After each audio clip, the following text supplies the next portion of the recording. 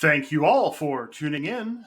The following is a presentation of Bald Spots Productions. Be sure to like, comment, and share. Subscribe, follow, whatever it is you've got to do to kick that algorithm into gear and help us reach more people. Yes, it is I, your humble host, Bill Hatch, coming to you live from the Peninsula Home Studios of Bald Spots Productions here in the beautiful city of Malden, Missouri. Joining me today from more than acceptable safe social distances are my guests, Rosalind Sedacca and JB Benjamin, who I believe is coming from across the sea, if I read everything correctly. So it's great to have you both. I always start the show with the same question. Who are you reading? So since I'm not afraid to be a sexist, I will say ladies first. And Rosalind, who are you reading? Reading a wonderful novel that's been on the bestseller list called The Covenant of Water, but I do not remember the author's name, sadly, so I can't say that. I'm very bad at remembering author names. Okay, no, it's all right. Covenant of Water. Okay, Yeah. I'm gonna have to write that down. It's place in India. It starts at 1900 and goes right up through into the 70s at least. I still have a couple hundred more pages to go. Wow. Long book. Okay. So kind of a historical fiction kind of a thing. Yes, fascinating. Yes, it's been highly recommended to me, and I'm enjoying it very much. Okay. Yeah, I read a couple of years back. I read a book. It was a travelogue by now you've got me doing it. Now I can't remember the name. But it's called Our Journey Around the World, and it's about a gentleman, his wife, and their son as they were going forth around the world to check up on missionaries from, I believe it was the Congregationalists, and talking about the different countries and their point of view on how things were at the time right around 1900. And yeah, it was really fascinating to see how people saw things differently. Some things that I'm sure he believed himself to not be racist or any negative thing, but there were definitely some things I had to chuckle, because there were definitely some things that I would say were pretty racist, but at least by today's standards. So you can't really judge the past on today's standards, but it is fascinating to look back on history and see all that. Okay, JB, how about you? Who are you reading? Actually, there are two books I read regularly. One is a fellow JB, Jean Baudrillard, Simulacra and Simulation, which is a great book which deals with the philosophy of the reality that we kind of split ourselves into two notional existences, one being simulacra, where we believe in objects that have no referential proof for that which they stand for. For example, the cross or other symbols in religion. Or simulation, where we simulate an event. The question being, by simulating the event, do we cause it to happen? Then the other book I'm reading at the moment is Dave Smith's Quantum Sorcery, which is the concept of taking a deep understanding of quantum mechanics and harmonic wave resonance theory and using it to adapt reality around you. I mean, if you understand quantum mechanics, one of the things you'll know is that everything in the universe is connected on a vibrational and a molecular level. Now, if you understand that and you understand the mechanisms by which the individual systems work with each other, you exert your focused will on interfering with it or changing it. Now, I got to be honest, with the company growth I've seen in a year, despite doing this in 2017, I would say it's a testament to absolute focus. I have a lot of things going on in my background personal life, like we were discussing earlier. Right.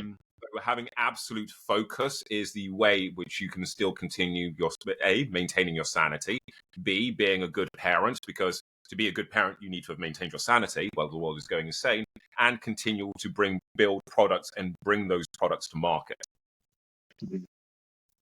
Okay. Yeah, definitely some way out stuff there. No, got a basic understanding of quantum theory, but very very basic. I'm not going to be winning myself a Nobel in physics anytime soon. So. Well, you say that, but I'm pretty certain if you actually started reading some of the core mechanisms of quantum mechanics, you would get it. Okay, we all know of Schrodinger's cat paradigm, right? Right. Okay, so the concept being that the cat exists in both states. Now, actually, if you look at our very own existence, we are always existing in a state of flux. We see this in our everyday lives. The amount of times where we see that there is no direct action until a decision has been taken. And it's that choice, that proactive making of a choice, which creates that subjective reality to even come into existence. And as soon as you know that, you can start doing some very interesting things with your own internal prediction models, actually, because you can start to work out that if you give humans, other humans, and organizations and groups of people little nudges in just the right way, you can get them to do things which otherwise they themselves would not thought they would be possible of doing. Okay. Have you heard the thought that all things to exist need to be watched, need to be seen?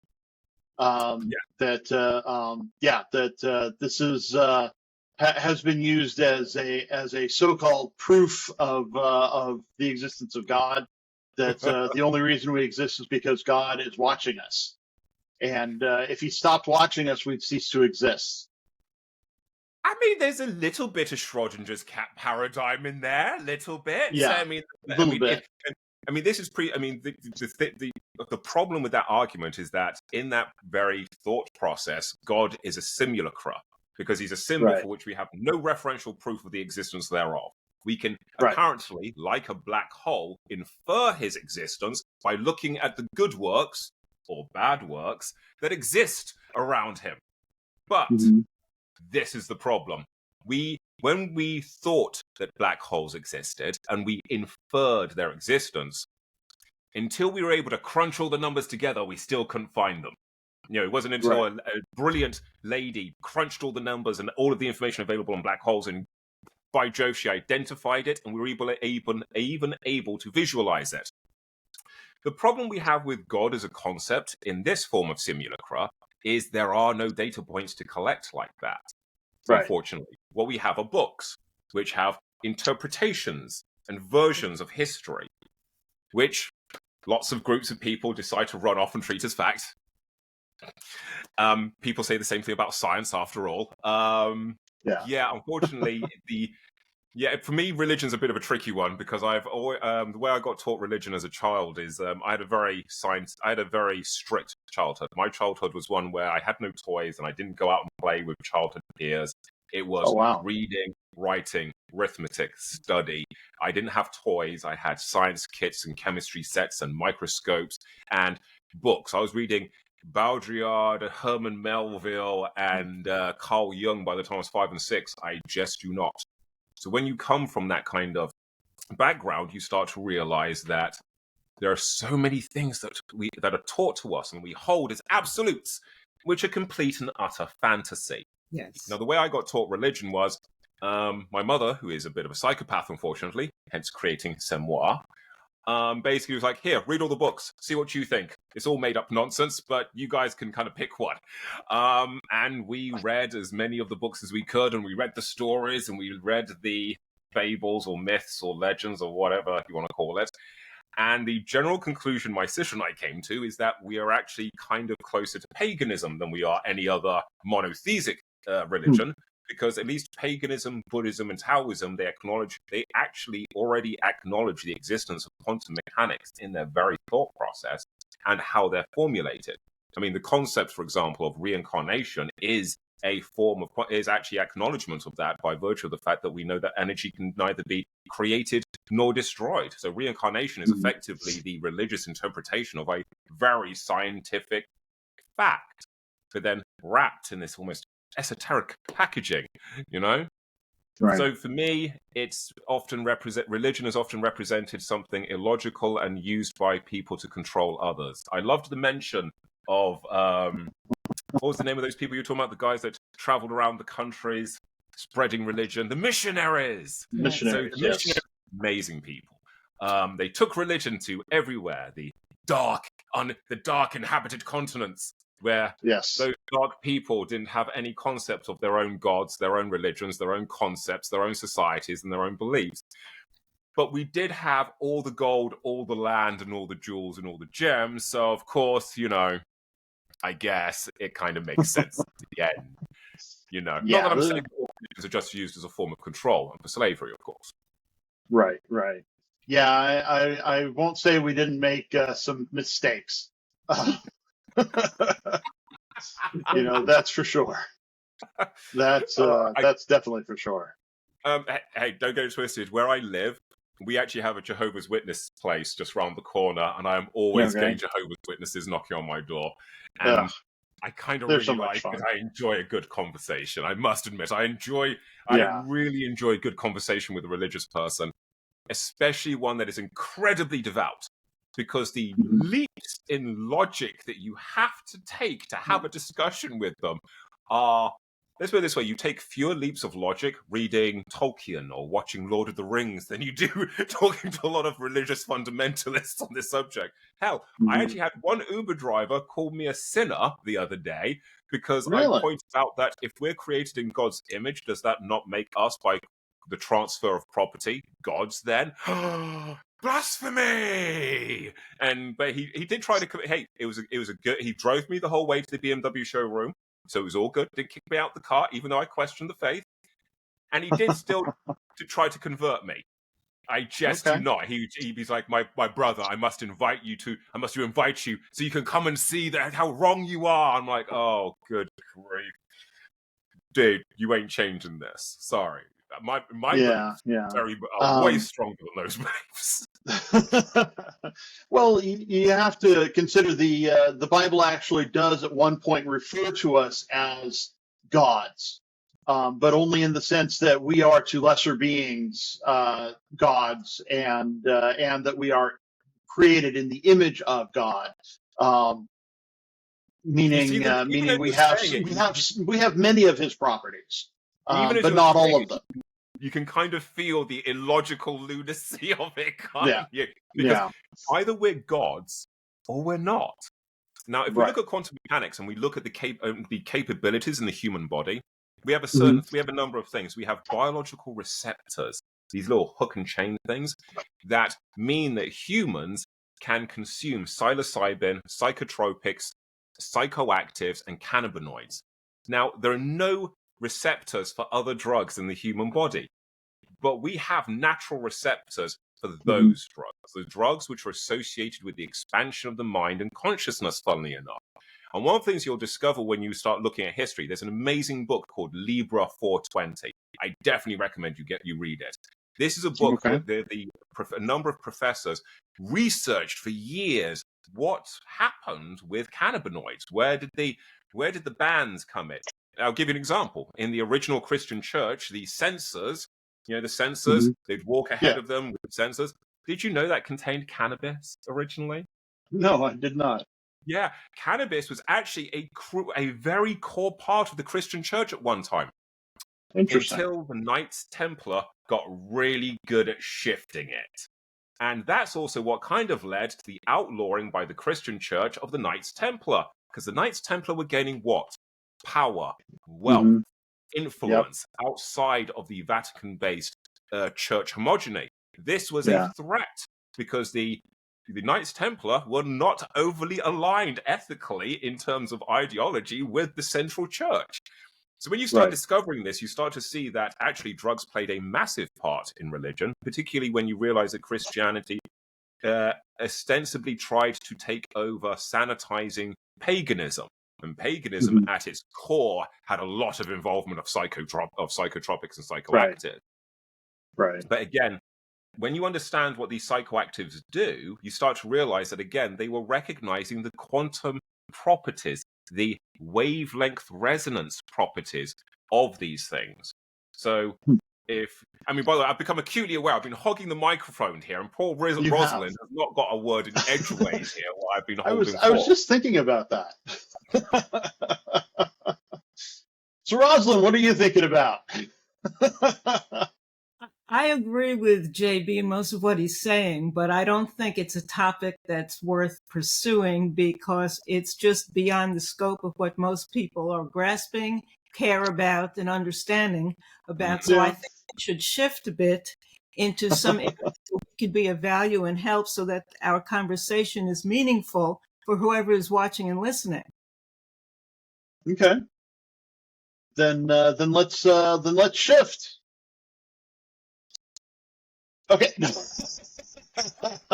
Okay. Shift in my seat. I could introduce myself and yes, please, Rosalind.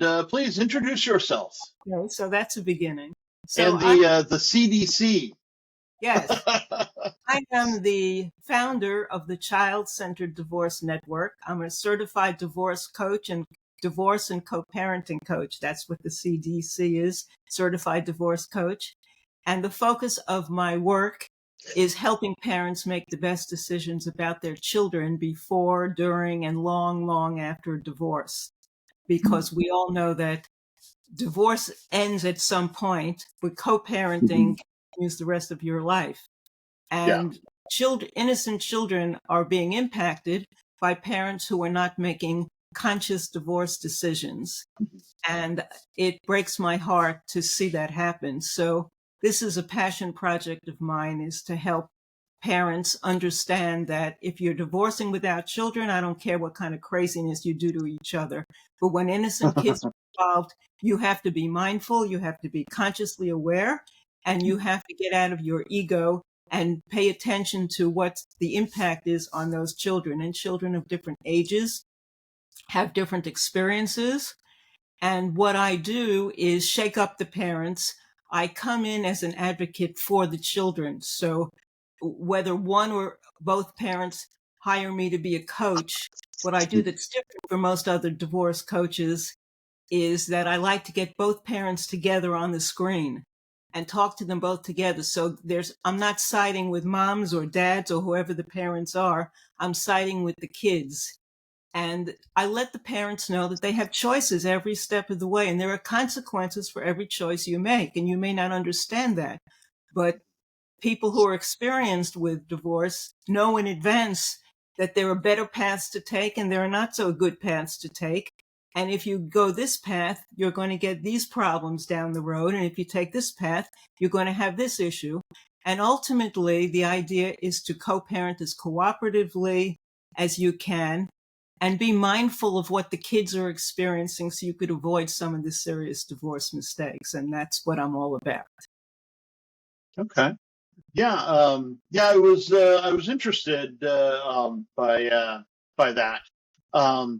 Because I went through a divorce, and you wouldn't have cared about it because we did my wife did all kinds of crazy stuff to me. I wasn't being so crazy, but we didn't have any kids, so it didn't really matter. The long and the short of my divorce is my ex-wife spent about $60,000 to avoid paying me fine. Right. That's what happens. The court dangerous places to go. And the first advice I have is don't go into the courts, do mediation whenever possible, and create your own situation, your own agreements, because the more you get involved with the complexities of the courts and attorneys and judges, the more you lose power and control over your life and your existence. And it's not as easy to undo as it is to start right in the first place. Yes. And actually, it's funny. We spoke about the Bible, so now I've got it sticking in my head, and I'm like, biblical philosophy says to mediate before you get to court. So of course, at the time, it was so that you didn't get thrown into jail. But for whatever it was that you owed your fellow man. But yeah, yeah, I'm definitely all for mediation and staying away from the courts as much as possible. Uh, It's interesting because our children are watching us. We're role models. Mhm. It's not what we say, it's what we do and how we Right. behave and the energy we're exuding in the relationship with the other parent. And when the children are seeing you talk about being a certain way and they reprimand you when you're not sharing and you're not behaving well with others, and then they see their two parents putting each other down in front of the kids and bad mouthing one another Yeah. and yelling and screaming and fighting around the kids and not paying attention to the psychological impact of all of that on the kids, the children are really wondering, how do I fit into this equation and what do I Mhm. do? And most children will try to find a way to get through this, and very often they'll blame themselves because that's what innocent children very often will do. They'll think, maybe if I got better grades in school, if I wasn't fighting with my brother, if I didn't yell at my mother last week, my Mhm. parents would be divorcing, which of course is never the case. Right. And then you're trying to fix the problem. So precocious children will end up trying to become your parent or your Mm. therapist.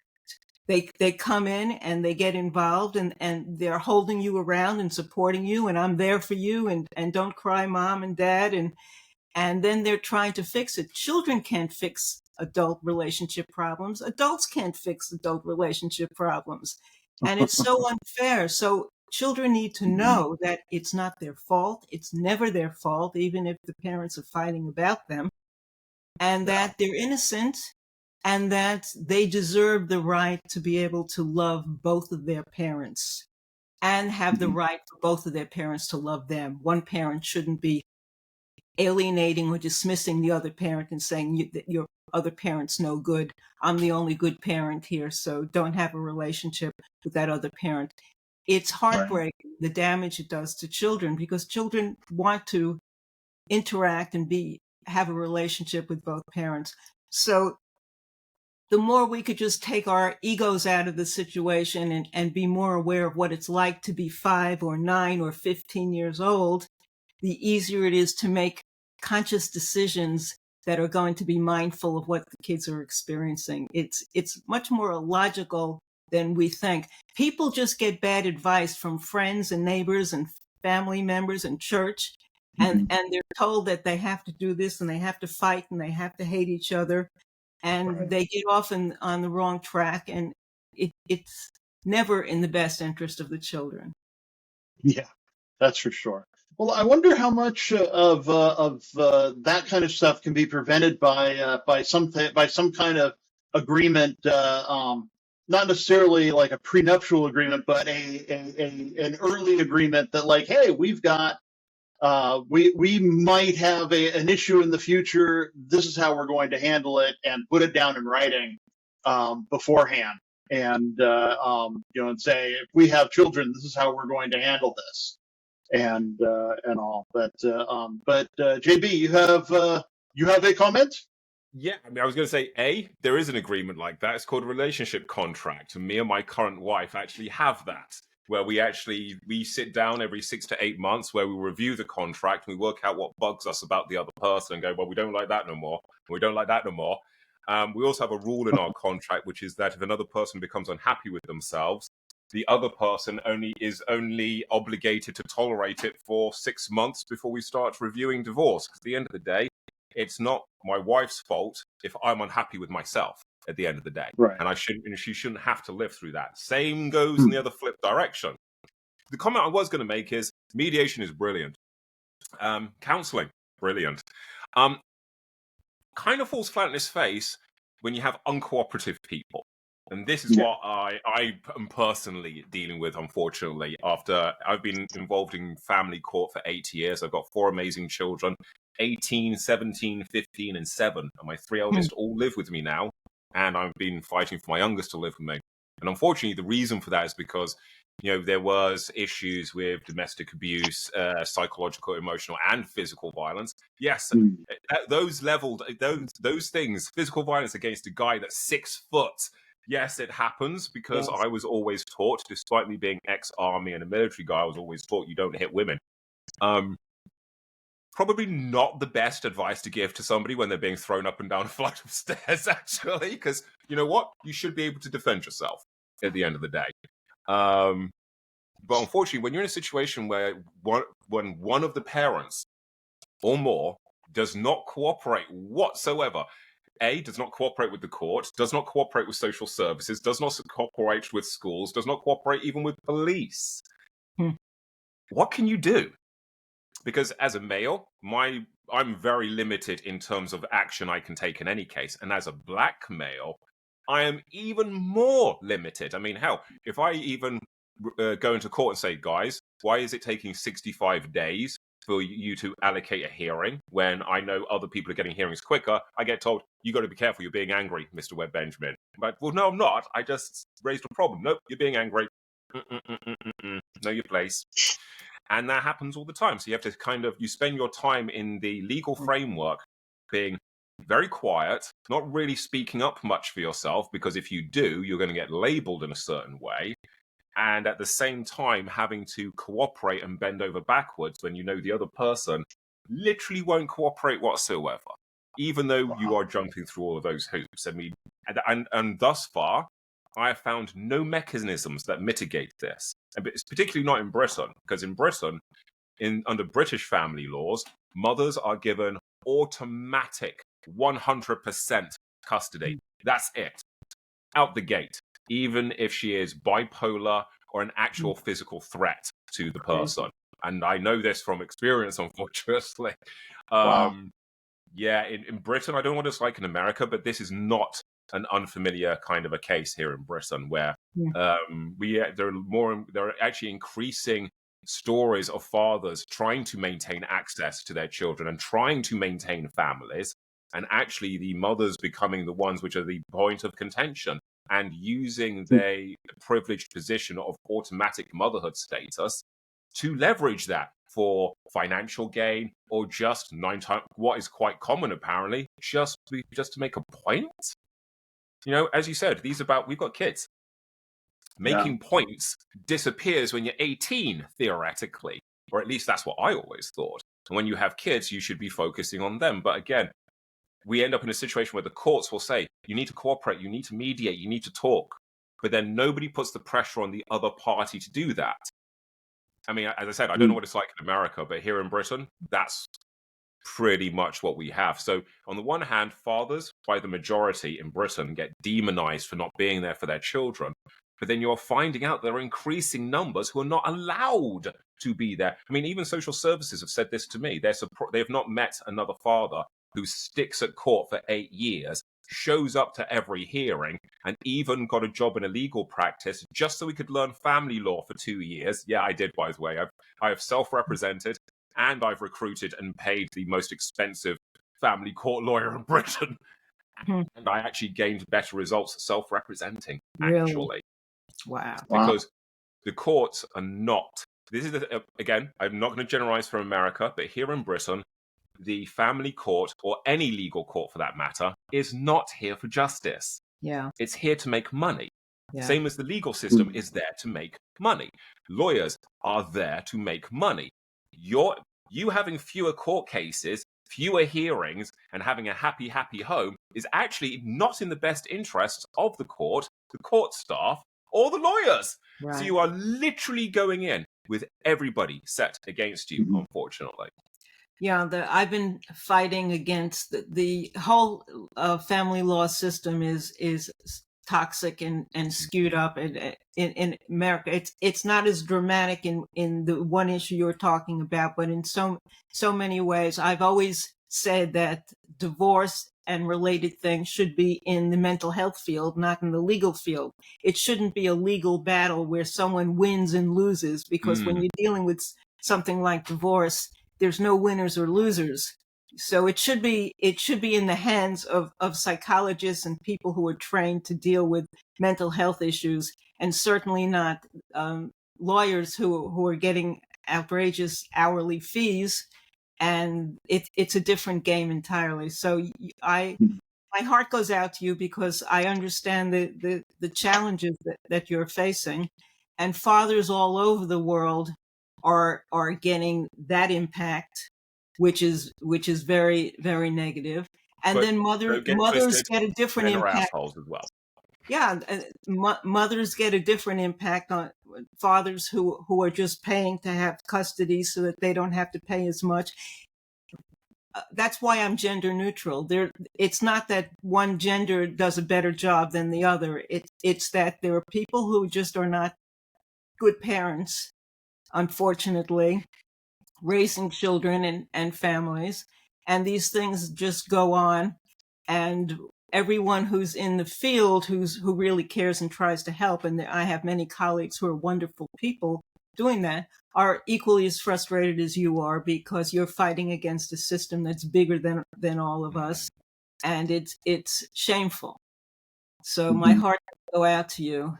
And I do talk about domestic abuse, and the statistics are 1 in 4 men are victims of domestic abuse around the world. So there's definitely cases and situations where that happens. You are one of the statistics, sadly. Yeah, it's nothing quite like being laughed at by having the police snigger at you I when you're know. like, you've got a black eye and you're giving a report and you've got your faces cut because you had a Right. metal-edged book stabbed in the It's side of your head. absurd. And they're just sniggering away. They're like, so why don't you do something? It's like, hold on, this would be a very different conversation. If That's I'd literally Right. put my hand up even defensively, she can claim very easily I put a hand up against her. And that's it. I'm cooked. And it gets Mhm. doubly worse if you're a black male, because you are doubly cooked. There is no presumption of innocence there whatsoever. It is a presumption of guilt the minute the phone call is made to the police. And I've had this in my very own situation. I've had false allegations made to the police to the point where the police have now stated they will prosecute if she makes further allegations. That's how bad it got. But again, particularly when you're a black male, these allegations can have an incredibly dangerous, life-threatening, potentially, effect.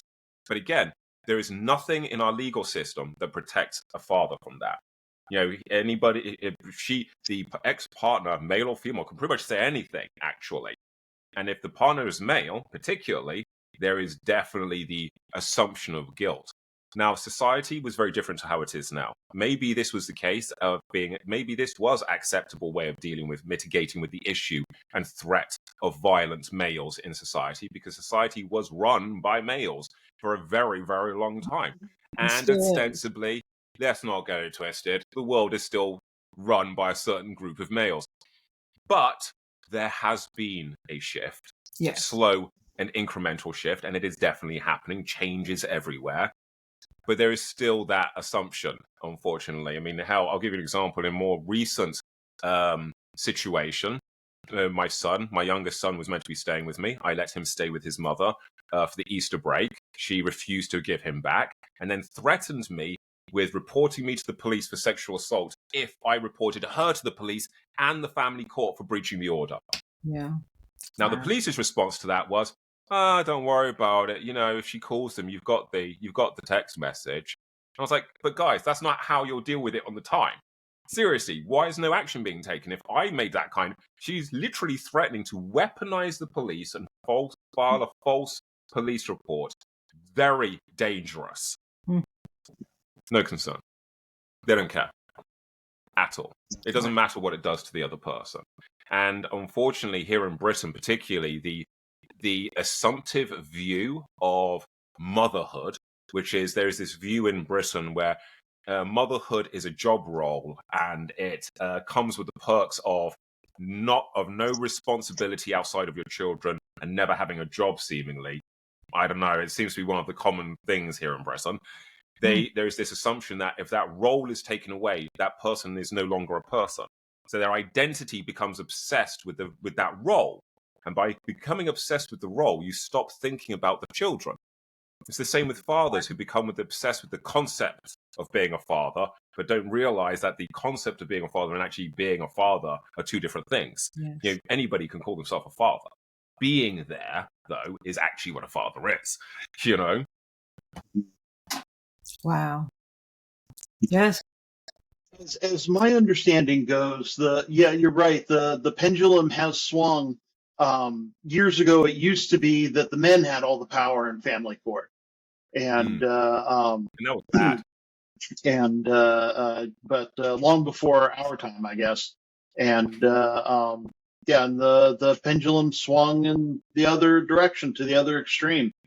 And I don't know about here in the U.S., since my divorce didn't include children, so I don't know how that part goes.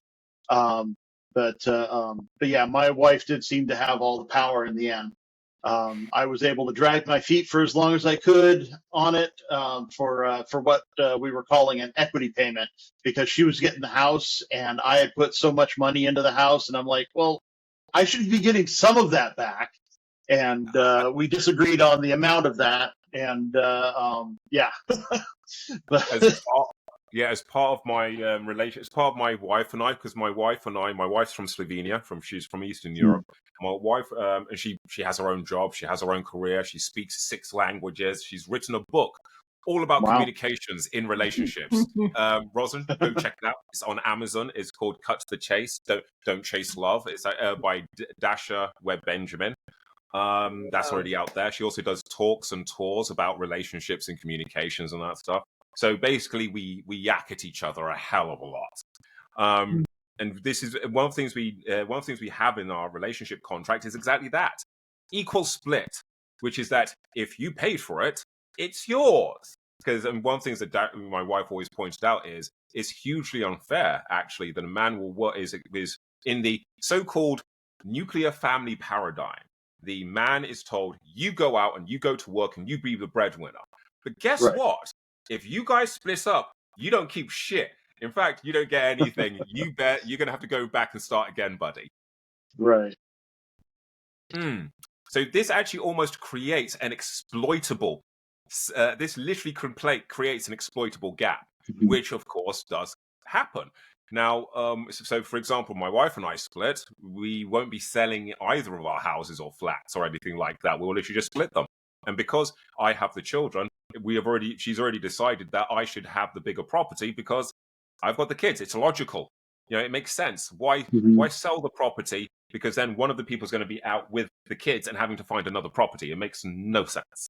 You see what I mean? So it comes down to this thing about making these decisions at the beginning of a relationship.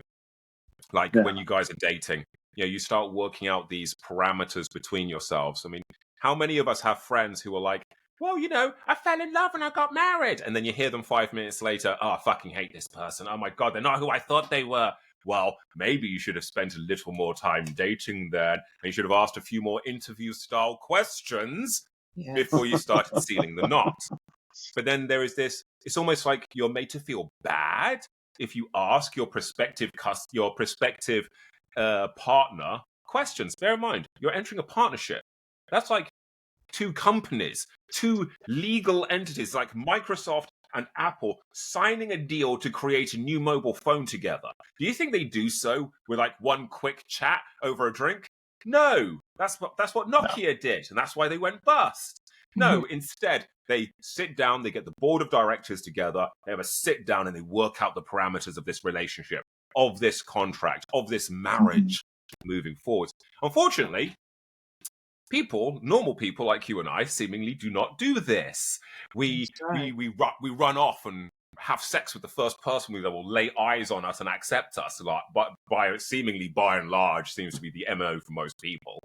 And then sprout out some kids by accident, and then wonder why their lives have gone the way they wanted them to. Absolutely. And then people wallow in it, make it the other person's fault, and then they completely damage the next generation because those poor kids who had no choice of being born in the first place, guess what? They get programmed into thinking this is how you deal with stuff, and go out into the world and then do exactly the same thing all over again. And Well, that's seemingly, we've got no educational systems that can even seemingly stop people from that's doing the that. saddest part. It's generational. It Yeah. continues, especially things like domestic abuse. That Mm. continues generation after generation, and kids are watching and they're learning from what they see. They don't have any other experiences. So this is very dramatic. One of the things that I do in my own practice is talk to parents after divorce about dating again. One, because you have children, which is a whole other level of responsibility compared to just dating after a divorce without children.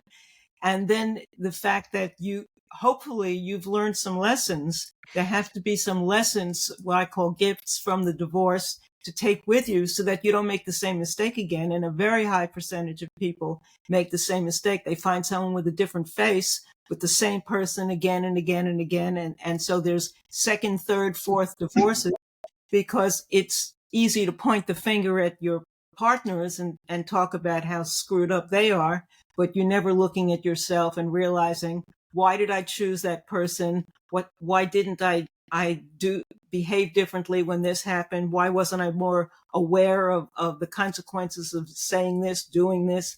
All of those things that have to be addressed aren't addressed. So yes, people need to learn a lot, and hopefully some in midlife make better choices the next time around, but it's not a guarantee. Just because you're older doesn't make you wiser. I know people out there who've been married and divorced 7 times, Oh, and they'll be like, yeah, "Oh, I'm just such a sucker for love." No, you just don't learn stuff. I right. mean, Or you hear all women are this and all men are that, yes, because yeah, that's they understand everyone's screwed up except for them. yes. I And mean, yeah, and it again, innocent children are just standing by and watching this happen, and experiencing very dark lives as a consequence of it. So unfortunately, and then on it's top very of that, very you then have very sad. on top of Yes. that lovely mix, creating these lovely, well-adjusted children, you then have. Well, I mean, one of the things my wife and I basically noticed is that people 9 times out of 10 will end up getting with their first partner will end up being kind of a template for who their worst parent was, their most toxic parent. Hmm. And I Yeah, did exactly the same thing. yeah. I hate to say this, the mother of my children is exactly like my freaking mother. I just do not, even right down to the same pathology. There is a reason why my mother and I do not talk. There is a reason why my children do not want anything to do with their grandmother. Hmm. Controlling, narcissistic, bipolar. There's a lot to unpack there. But unfortunately, Wow. if you do not solve the issues that you were Yes. given by your parents, you will literally just do the same thing subconsciously. You'll literally, so for example, if you're a girl or a daughter that has a really toxic dad who didn't give a crap about her and was never there and detached, guess what? There's a high chance that young lady is going to grow up to a woman who chases completely unavailable men and then Yes. wonders what the problem is. And it's because she never resolved her issues with her dad. Or those men who go chasing women who are more like mothers than wives, because guess what? Their mother was was quite dissociative. And this is what people seem to forget. Pretty much every mistake you make as an adult somewhere can be tracked to an unresolved childhood trauma. So my recommendation for everybody is get yourself into counseling, take some mushrooms, and get to know yourself really, really well before you go anywhere near anybody else. Seriously. And don't repeat old patterns. If you Yeah. know you have a Break the cycle. tendency to be with a controller or someone who's abusive or someone who's addictive, Mm.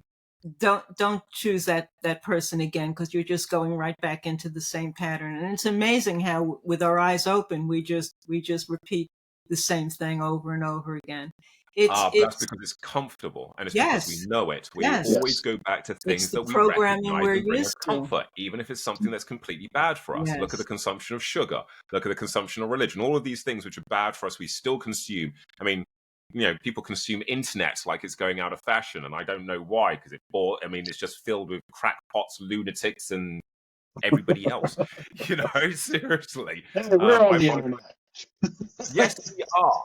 We're having a conversation. We're not just like Yes, we are. writing some random rants into the Twitter space just for Yes. engagement, which is what the majority of the internet actually is. The majority of the Yeah. internet is edgelords and crypto chads and Elon Musk and Andrew Tate, Mia Beneducci wannabes. Is this, and unfortunately, our children are exposed to this from such an incredibly early very age. sadly. I mean, the amount of, here in Britain, we have a nickname for them. It's called pram faces. People who roam around with their young kids, and their kids are literally just like that, into a tablet. All right. Did you know that we actually make prams in this country that have phone and tablet holders? Really? No, I didn't know. Oh my I cannot think of anything stupider, to be honest. Yeah. But then it kind of, again, look at how we have changed generationally. Back several generations, we had assigned gender roles, and these assigned gender roles came with accountability, responsibility, and associated components. That has largely been broken down. And as soon as you break that component down, what do you end up with? You end up with a generation of people with a loss of identity who don't know what to do with themselves, let alone a child, which they're probably bringing up at an earlier age than they should have. Why? Because both their parents were going out to work and couldn't keep an eye on them because of the raging economy. So they ended up being latchkey kids, where the street and social media and the internet instead brings them up. But then who's to blame for that? The parent or the society? The society where the economy is so out of control, you do need both parents working when there's even just one child. There's nobody at home nowadays. I've not worked for the man or the system since, for about 5 or 6 years. I've engineered my entire life so I can be a work-at-home dad, just be a stay-at-home dad and work from home. I run 3 companies, all of which are underneath my holding company. So a $75 million valuation. I raise money, I build products, I do talks, I go to shows, but I do it all working from home. And it definitely has an impact. Despite my kids having, my older ones needing counseling because of what they went through with their mother, they are coming back from that quicker than if I wasn't here. If I was the dad that was just always out 9 to 5, only came home at 6 o'clock, and then I'm all grumpy and I'm tired because I've just been working with absolute a-holes all day, and then I come home and I'm talking to the kids and getting irritable. Yes, there may be money. Yes, there may be comfort. Yes, there may be a BMW in the driveway. Yay. But the kids have got no father. Right. Yes. And again, that's also down to gender assignments, because the whole idea that the father should be the one who loses all hope of being a parent for the sake of providing financial and property liquidity and security, which I get. But again, society has changed. The world has changed. Anybody can get any job now doing anything. And as I said, we all have the option to work from home. ChatGPT is an amazing thing. AI makes us all force multipliers. So actually, there is no real reason for the continued breakup of the family home if people are really thinking about it, if they are really educating themselves and are really trying hard to be there for their kids, Well, I think where there's a will, there's a way. It's not as simple for many people to be able to work at home.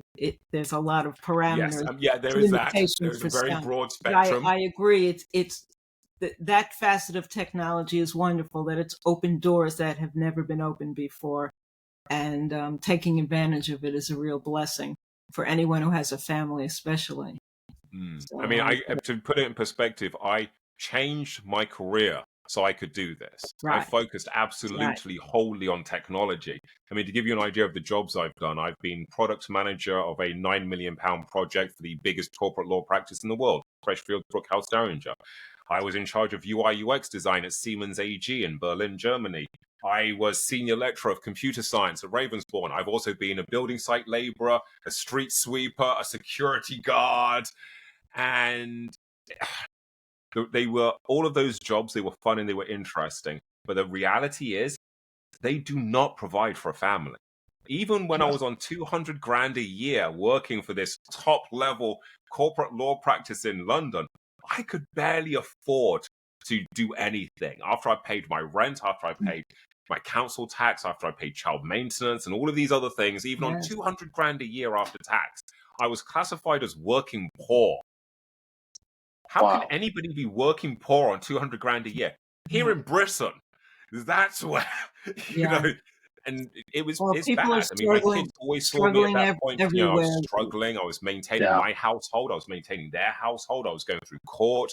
And according to the kids, their happiest times were still the weekends they got to spend with me. So, you know, it can have some positives. I mean, the upside to all of Yeah. this is that my kids have seen absolute hard work. And my kids have also seen that somebody will always fight for them.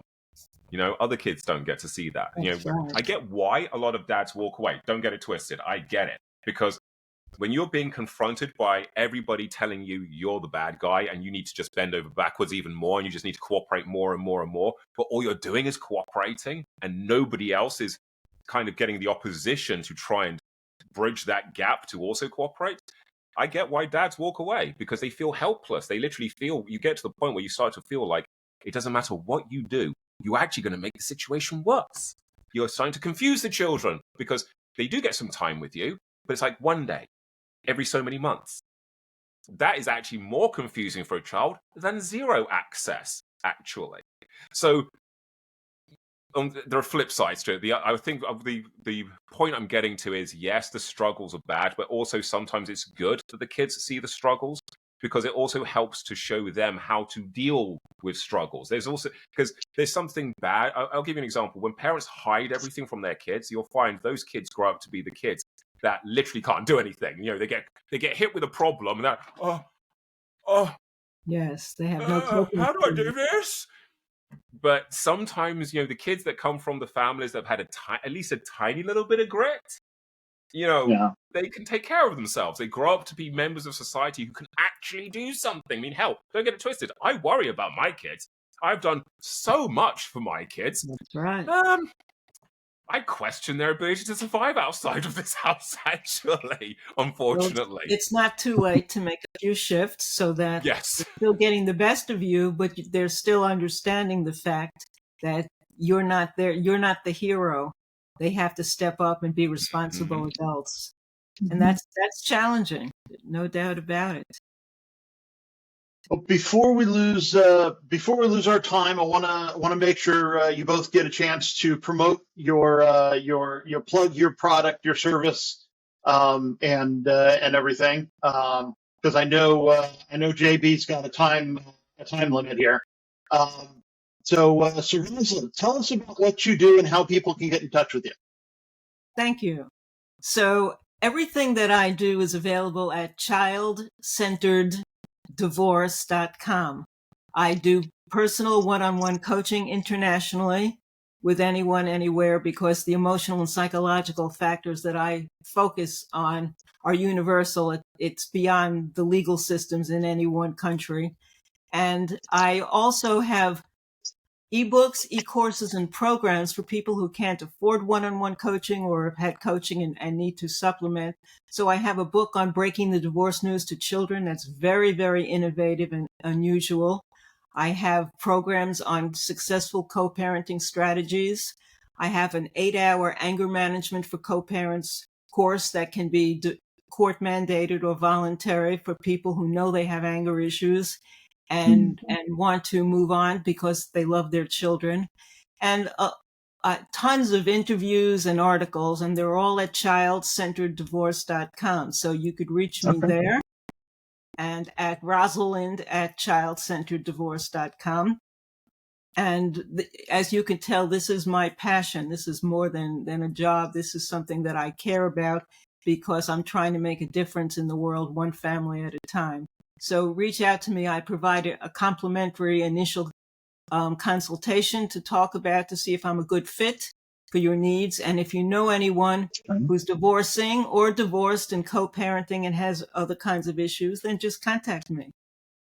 Okay, great. Well, I will make sure to leave the link in the description so people can find you just as easily as possible. Excellent. Okay, JB, how about you? What do you want to plug? Oh, sorry. I was just going through your website, Rosalind. Sorry. We can talk. No, it's a cool website. I like it. Thank you. Okay, so what am I going to plug? So basically, I guess I'm going to plug my main company, Akuma Engineering. Akuma Engineering is a holding company for my 3 subsidiaries. Cryotech, Dijin Technologies, and Gorgon Black Box. So if you're looking for the very latest in high-end cryptography that no three-letter agencies have managed to crack, subsume, or otherwise contaminate, then all you have to do is visit akuma.group. And yes, it's spelled exactly the same way as the Street Fighter character Akuma. AKUMA.group. Interesting thing, we were talking, just to bring this back to our earlier discussion, because it's actually quite a nice loop.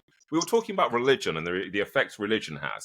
Akuma, according to Japanese mythology, is actually just an elemental demon, effectively. But when Christianity got to Japan, they needed a word for the devil, and they picked Akuma as the Japanese equivalency for the word devil. Now, Akuma, as a mythological being, was never the devil up until this point, until the Christians came along and told the Japanese that this is your nearest equivalency to a devil. Up until that point, Akuma had been more or less a house spirit, which people would go slightly loony around because he was so high energy. I am literally, I could be literally the human personification of Akuma, just less violent, basically. The amount of energy I'm just pumping out. So I thought it was kind of a nice loop back, because it was the Christian missionaries that actually did that. They're the ones that changed that perception. They turned him from just being a deity to a demon because they needed a word to translate for devil. Right. So yes, akuma.group. Yep. Check it out. Akuma.group. It'll be in the description. Excellent. So yeah, for sure. Okay. Let's see. I don't know how much more time you've got left. If you want to keep talking. Unfortunately, I've got to jump because it's these baby mom problems. Well, then let's leave them. Let's leave them wanting more. Then the upside is, go ahead. It's very likely I'll be coming home with my son tomorrow, which basically means after 8 years, all 4 children will be fully reunited under the same roof. How which would nice! Be nice. You know, to see That's them all wonderful. together. You know, and my youngest son is called Kal-El because. Yes, I am a massive Batman fan, but also because names are hugely important. Names do hold a destiny in a way. I used to hate my name as a child. I was like, my mother must have hated me giving me this name. But you know something? This name is incredibly powerful. Jean Brunel Webb Benjamin is not a name that's forgotten. It is over 20 characters, so numerologically it's insanely powerful. And not just that, it has the resonant frequency it generates is within several hertz of the Schumann frequency when you speak it or enunciate it. It is also unique when you search it, so you only ever find me. So actually, the thing that I hated the most has actually become my most powerful tool. And that's often the case. And that's why I'm kind of hoping I will be able to remind my son of when he's coming home irked that he's been beaten up because he was called Superman and they were expecting him to do something about it. So that's the narrative I'm going to run with. Sorry, kiddo. Okay.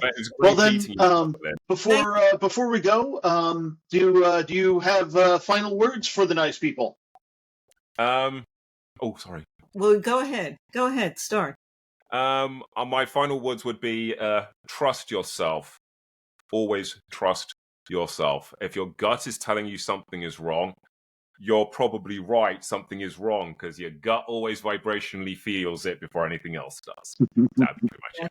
That's good advice. And my advice would be to remember that you are role models for your children. Your children are watching and learning from everything you do. So stop lecturing and listen more and act and be the way you want your children to be, because that's the lesson they're learning, and that's going to last them a lifetime. Okay. Very cool. Well, thank you both for being on the show. I hope you each get an opportunity to come back sometime, and we can do this all over again. I'd love to have you. You were a great guest. Except I'll be in 3D next time. I will be 3D streaming it. 3D. That was the original plan today. I was going to stream in a 3D floating head thing, but then I burnt out my cables earlier in the day. I'm really disappointed. I actually had this whole Power Rangers thing I was going to do, like Zoran calling the Power Rangers, but it's that would be awesome. So definitely come back sometime. Thank you. Because every time the conversation's different, because there's always 2 different people. So, thank you both.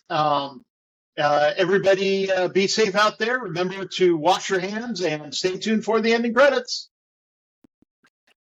Bye, everybody. Thank you all for tuning in. This has been a presentation of Bald Spots Productions. I'd like to thank our producer, my beloved mother, Eileen Hatch. I'd especially like to thank our associate producer, Paul Hernandez III, for his contribution to the shows this month. Follow his financial channel, HDZ Financial, on Facebook, YouTube, and Instagram to stay on top of the latest financial news and improve your financial literacy. I, of course, am your humble host. I would also like to thank my special guests, JB Benjamin and Rosalind Sedacca. Support the show if you feel so led over on patreon.com. We're known as Bald Spots Pro. Don't you dare miss YWL Online. You can find us on Facebook, YouTube, and wherever fine podcasts are offered. Be sure to tune in next time when my special guest will be Michael Kolwitz. Michael is an author and speaker who uses the mysterious Chapman stick to teach innovation, creativity, and problem solving. Actually, the Chapman stick is a musical instrument few have heard of and fewer still have gotten to hear. And Corey Poirier. Corey is an author and speaker who teaches people how to make an impact and attract more of the right people into their lives. His latest book is a fictional parable that could be about you. Be sure to like, comment, and share. Subscribe, follow, whatever it is you've got to do to kick that algorithm into gear and help us reach more people. If you or someone you know needs support now, call or text 988 or chat 988lifeline.org. That is the suicide and crisis lifeline here in the United States.